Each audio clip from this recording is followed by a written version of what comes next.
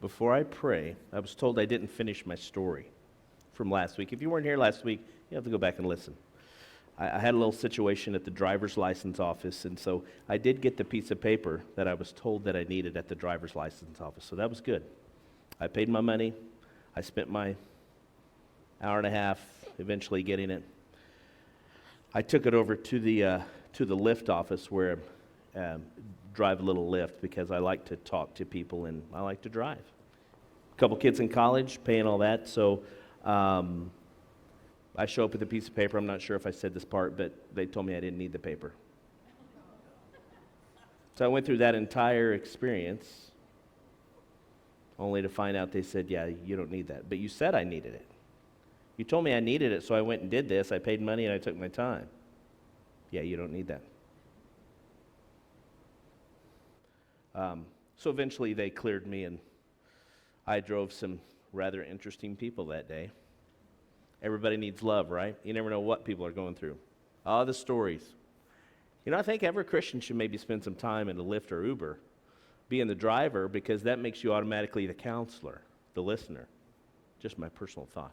But that's the end of the story. Well, it's never the end of the story, but you know, that'll work for now. But I got another story for you today. I'm going to pray first, and then I'll tell you that story.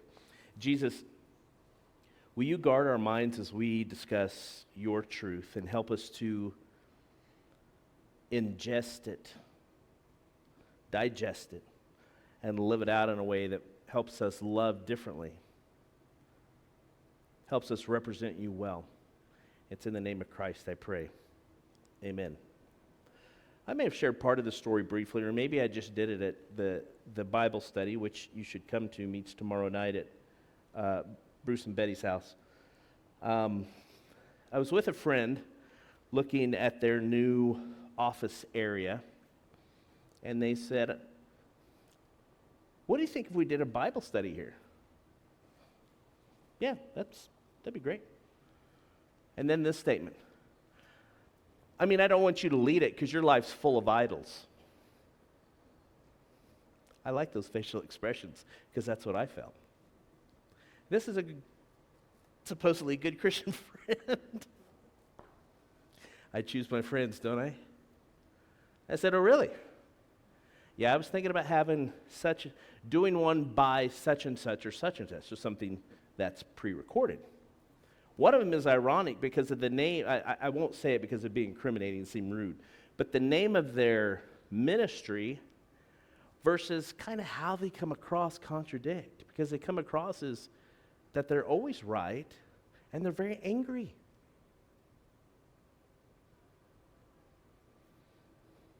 How would you respond to someone that says, hey, let's do a Bible study, but I don't want you to lead it because your life's full of idols? A few minutes later, they said, I just want to love Jesus like my pastor loves Jesus. So I sarcastically said, well, apparently so do I. Because apparently I don't. I was a little offended, but I've matured because I've had some of these down through the ages. It's still not resolved. This person said, you know that we're supposed to exhort one another to more purity and holiness. Well, yeah, I know that. That's probably not the methodology you would want to use as a side comment blasting you. Your life's full of idols. Now, do I still have areas of my life that are working on sanctification? Duh. I think you'd be a fool not to say, yeah. But there's a certain way to do it. There's actually much more mature and classic and direct ways to do it. And I know that my friend that said this, I can frame that they have my best interest in mind. Their delivery was awful. That's a pass, fail, F. F on the report card. Why tell you that story? Jesus says something about this when he says, why do you look at the speck of sawdust? Now, Jesus is using hyperbole, exaggeration, even a little bit of sarcasm here. Okay? Now, sarcasm, if you're putting another person down, just has no place. It's not nice. But sarcasm and hyperbole and comparison for metaphors and analogies works very well. He said, why do you look at a speck? You can't even see it. It's very small. Or maybe you go, a speck of sawdust. Okay, you can see it's very small. But the other word he uses about what's in your own eye, we miss. Okay? Now, I've seen pastors, this is really funny what people come up with. I've seen pastors have somebody make for them a hat or a helmet with a big piece of something sticking out to prove this point.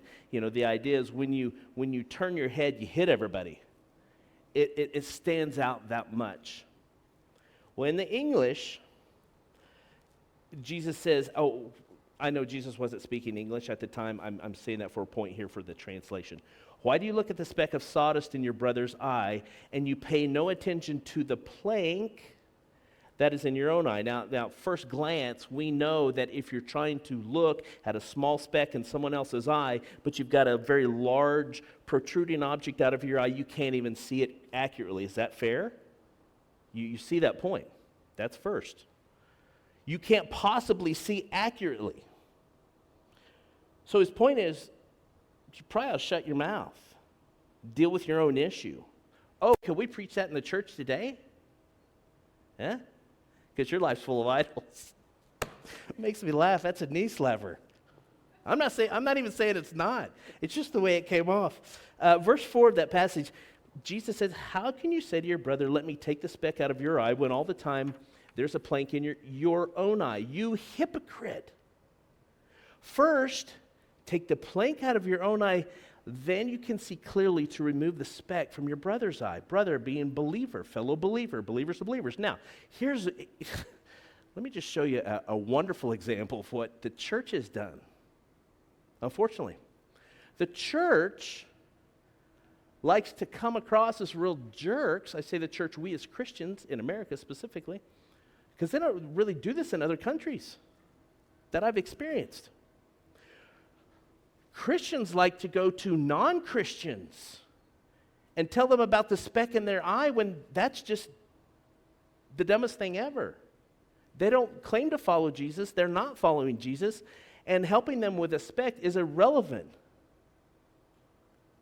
You mean you wouldn't care? You wouldn't tell someone? No. The point is, are you correcting them for righteousness to follow a God they say they may or may not believe in? So we come across as really jerk. You shouldn't be doing that. They don't follow Jesus. They don't claim to follow Jesus. Of course they're going to do that, so stop. His point is believer to believer. Now here's the part where in the English we miss it. The idea is like a telephone pole. Like I could hit Calvin with it from here. And all of you, I just wipe you out. And then I'm going to try to get close enough to you to get something out of your eye that's very small. It's a tree. The Greek word is, it's massive. We think, it's like, no. Jesus he's going overboard to say, you don't get it. You got a full-on tree coming out of your eye, and you're looking at this little thing. How much self-awareness do we lack to be this way? My personal opinion, I say this a lot, probably said it here a lot. I think Christians should be the most self-aware species on the planet. That is soul care. That is personal reflection. That is repentance to go before the Lord. And if you don't know where you need correction, He's happy to show you. And yet Jesus has to say something like this. You get the picture. Now, as I said, the story with my friend is still not resolved. They tried to call me. I missed the call. They even tried to use a passage which sent me a sermon their pastor had preached on. That's going to help this situation because their pastor loves Jesus more than Trent does, apparently. I'm being fun. The difficulty is the passage that they're talking about has nothing to do with exhorting another believer. It has to do with you as a person laying your own life down as a living sacrifice, Romans 12. So now I feel like I need to help my friend learn how to read the Bible. I know, I'm a jerk. See, I've got idols. You got a song about idols to close us with today? Oh, aren't we a funny species? I'm going to show you a better way to do that. I'm going to show you a passage, and I'm going to give it broad because I've got a couple things to do, and then we're going to come back and do a deep dive on it in a future teaching. But let me ask you this. Why didn't Jesus just bullet point everything? Do this, don't do this, do this. Well, he did to some degrees. He did it with the 10 Commandments, and how well do we do with those? Huh? Anybody want to take a test? No other gods before me? Let's just go down the list and see how well we do. It's interesting. People claim, well, Jesus, you just didn't spell it out specifically. He did. But what's the least read book in America? Do you know this? In general, they say the instruction booklet for items that we purchase. People don't like to read them. Why? I know how to do this. I know how this works. Really? Did you design it? Did you get the patent? You made it. Really? You were there? Now, it's one thing if you're there on the assembly line and you learn, okay. We even like to tell God that he didn't write his Bible right. I mean, that's just wonderful. Why does Jesus inspire the writers to write letters and things like that? Because he's putting them in context so you can learn. You and I can learn. You learn better in context. Over here, it's a stale set of rules. Do this, don't do that, do this, and there you go. Then we have to take it, let me see how I apply this. Let me read this passage. This is how you confront someone when you care about them. And you're going with the purpose to confront them because you care about them. And it cautions you about your own issues. You ready? And like I said, I'm going to read this, I'm going to move on, and we'll come back and study it in a few weeks. Galatians 6, 1-5. Brothers and sisters. So we're talking to believers. If someone is caught in a sin, you who live by the Spirit, or you who are spiritual, you should restore that person gently. I mean, that's the golden rule, right? Do unto others? Yeah. But watch yourself, or you also may be tempted. You think Paul knows the words of Jesus and the speck and the plank? Oh, I think he does. He's saying, be careful. And by the way, if you've ever lovingly confronted someone on something, you're in a group and you heard them just say something and it was at a person or whatever, and that was a little off. That caught me. So you set up a time, you talk to them later. Can I tell you that you just put a target on your back? It's okay. It needs to happen. You need to confront them in that way. But this says, but watch yourself. You also may be tempted. Tempted with what? Specifically to do the same thing they were doing. If someone is caught in sin, you who are spiritual, restore them gently. But watch yourself, because you're going to be tempted. Why? Because the devil wants to make you a hypocrite. So be careful when you confront somebody about something, because, oh, here it comes. You put a target on your back. Now, should you be afraid of that? No, you shouldn't. Can you avoid it? No, you really can't. We're going to love people. We're going to say things. We're going to help each other along in a loving, gentle way. But the devil will use that very thing to try to disprove your level of maturity. Verse 2, Galatians 6, carry each other's burdens, and in this way you will fulfill the law of Christ. It's about loving people, being patient with people, giving people grace. Okay, verse 3. If anyone thinks they are something when they are not, we could preach a sermon on that. Do you know any of these people? Have you ever been this person? You just think you're hot stuff, right? I can't believe that's in the Bible. That's just so relevant. If anybody thinks they are something when they are not, or when they are not something, they deceive themselves. What do you mean? You're lying to yourself. Oh, classic song just came to mind. You're fooling yourself if you don't believe it. Yeah. Sorry. Music, guys. You lie to yourself. You're fooling yourself if you think you're perfect. So what does that need? It needs self-reflection and humility. Okay, here we go. Then each one should take pride or take good pride, not arrogant pride. You should test your own actions. Self-examination. Get before the Lord. Then you can take pride in yourself alone without comparing yourself to someone else. So I was talking with a friend of mine yesterday. He said, I'm just really angry. Now, if I didn't know this person, well, let's talk about symptoms and causes and wounds and all that stuff. But I know the story. It is a classic psychology 101. He grew up with an alcoholic father who beat the crap out of him. So yeah, he's got some anger. And yeah, it's made its way into his adult life. And yeah, it's made its way into his marriage. I didn't grow up in that situation. Would it be right of me to say, well, you really ought to get over it? I don't know what you're so angry about.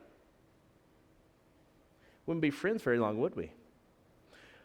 But I've invested a lot in this person. He's invested a lot in me, and I know the story. And so I can give grace and go, wow, tell me about it. How's it coming out now?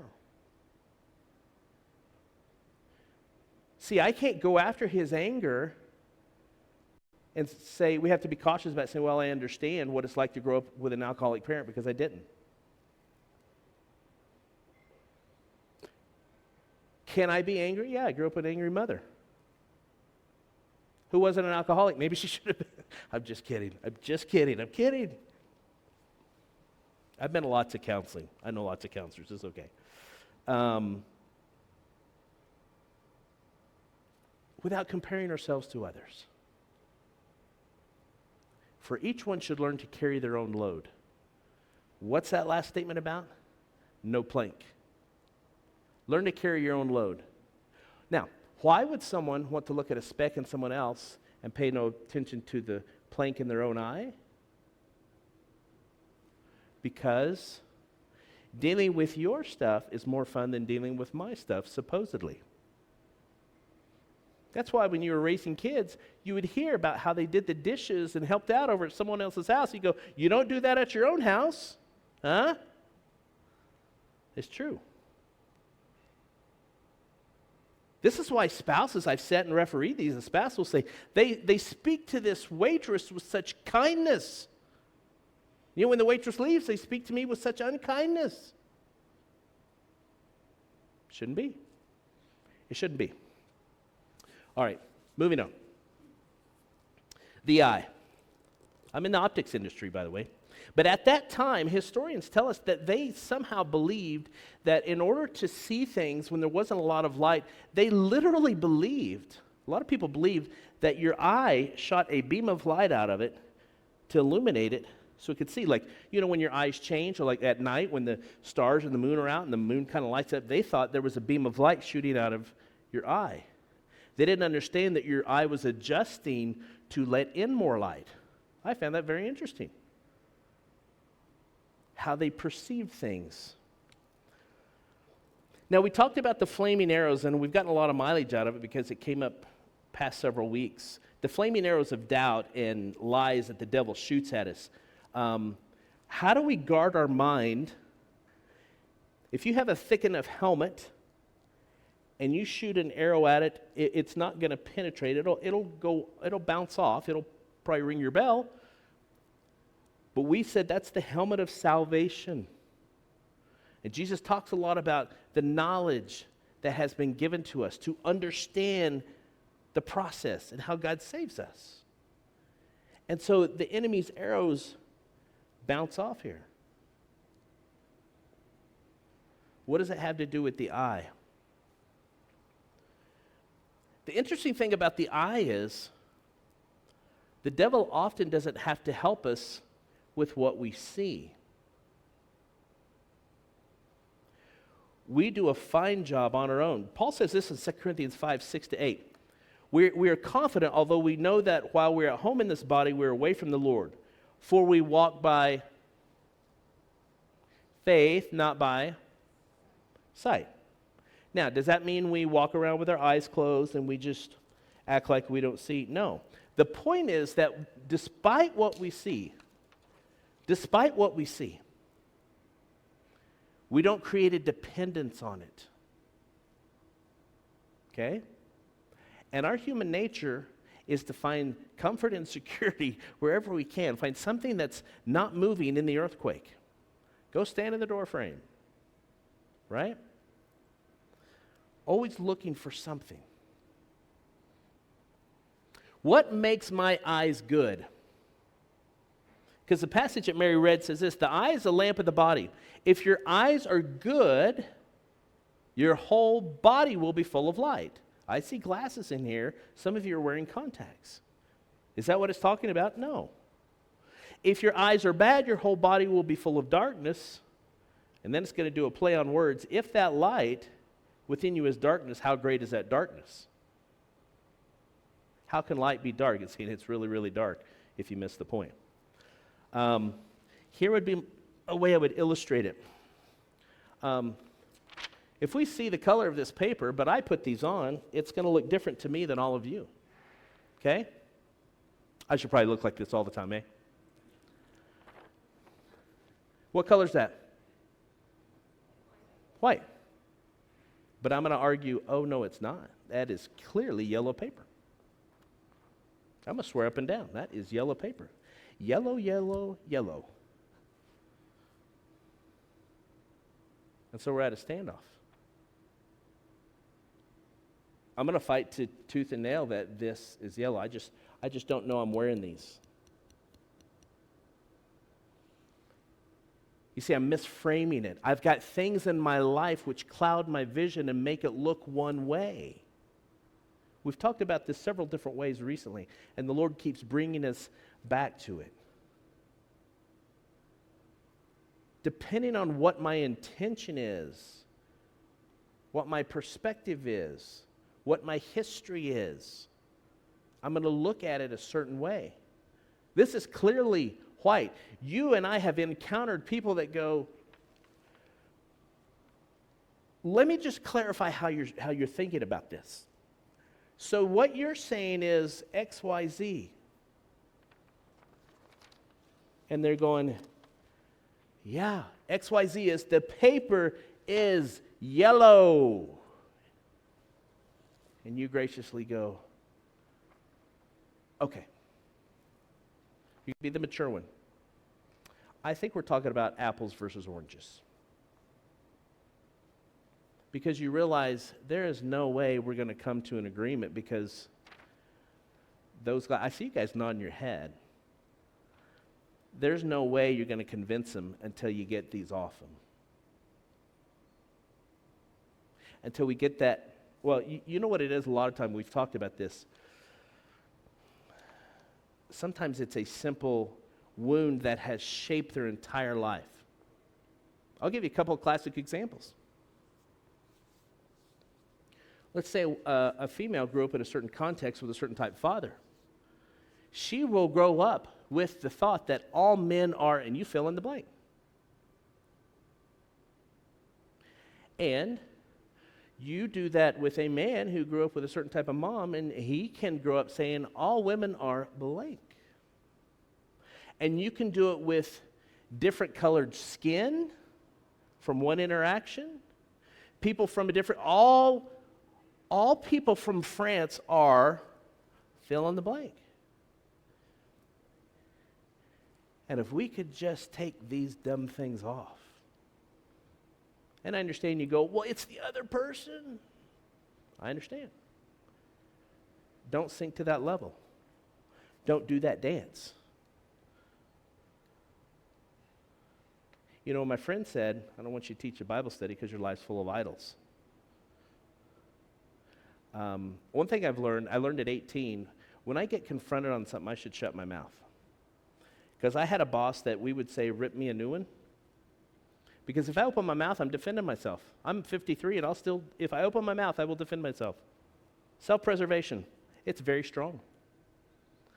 I like to be right. I have a strong, intense personality. I'm opinionated. I have a large cranium to prove it, right? Yeah. Close my mouth. Now, what did my flesh want to say to my friend? My idols? You're talking about my idols? Well, let's talk about your idols. Let's get the focus off me, and let's put it back on you. And let me tell you about your idols. First, let's talk about the time and then second, right? It's a dance we want to do. Back to Jesus and the plank. The speck versus the plank, it gets the attention off the plank. It is the elephant in the room. By the way, if you're a person that you can graciously, wisely, articulately deal with the elephant in the room, you're a Jedi. You're amazing. There are some people that can say, yeah, I walked into a doctor's office the other day. I said, hey, let me ask you a question. You're buying 75% of things from us, and this company you're not buying from us. What's going on? And it's this kid, he's probably about 25, blonde hair, got some piercings. I don't really care. He goes, better pricing. I said, that's it? That's it. So if I take care of that pricing, he goes, I'll come back to you. Like that? Like that.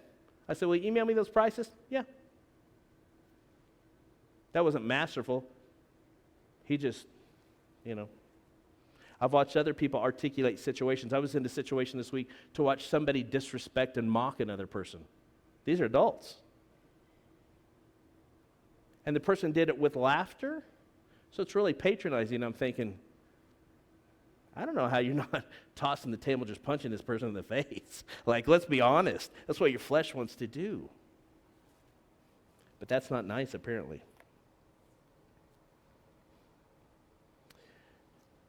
How do we deal with this I situation? How can my I determine how good my body is? And the idea is my spiritual condition. Well, it's what your eye is looking for. Is your eye looking to make you number one rather than God? Is your eye looking to find something that will satisfy you more than God? That's what happened to Eve. She hears some misinformation. Maybe, just maybe, God is holding out on you. And all of a sudden, when she sees the apple, there it is. Or it could have been an orange. I apologize. I said apple. What do you assume? That's the thing. That's the thing that's going to do it right there. If I can just get that thing, then I'll be happy. Then I won't be lonely. Then I'll be safe. Lies, lies, lies, lies, lies. If your eye is good, well, let's talk about that. What is your eye looking for?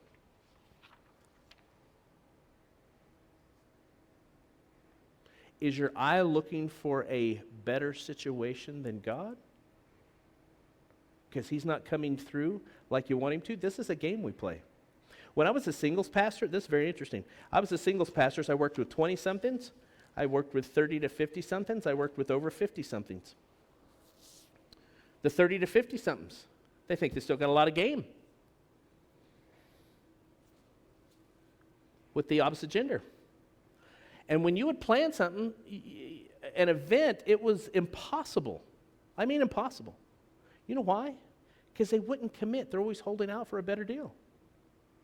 Hey, maybe that person will finally call. You're all shaking your head. You know this thing. Be like, I give up. I'm not going to help you socially. Go help yourself. I can't plan things for you. Are we playing that game? Are we holding out for a better deal? But I should really commit to that, but What if there's something better? What if something better comes along? You see, with God, the other shoe never drops. He doesn't change. You can have this great worship experience and go, this is really who he is. It's not that, hey, I thought I was marrying this person and I woke up a few years later and you're that person. Scary. We entered into this agreement, this contractual agreement for this business deal, and then you end up doing that. But you said it was going to be like this, and now you're doing that. God's not that way. What are my eyes looking for?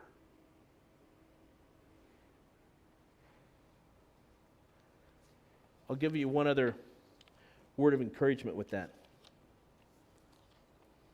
And this is very simple application. Are my eyes looking for the best in other people? Or am I hoping I can see them at their worst and exploit it?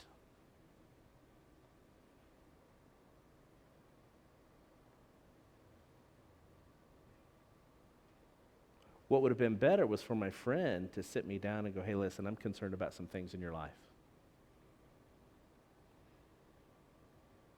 Here's what they are. Are my eyes trying to see the good in people? Are they trying to see people succeeding and having victory? You know why we don't like to do it? Because that would put the spotlight where? And not where?